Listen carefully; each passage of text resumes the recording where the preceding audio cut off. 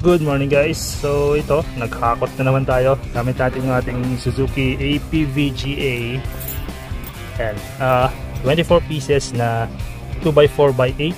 Ayan, Eco Rough. Ito na yung pinakamaraming kahoy na nilagay ko. Ayan, tapos yung mga pintura. Nandito pa yung ibang canvas. Ayan, hindi pa natin na-deliver. And then sa taas, plywood na apat. Nilagyan natin nito yung cover ng car para hindi magasgas kasi wala tayong roof rack. Tapos nakatali siya. Ayan. Nakatali siya. Okay naman. Medyo mahigpit naman.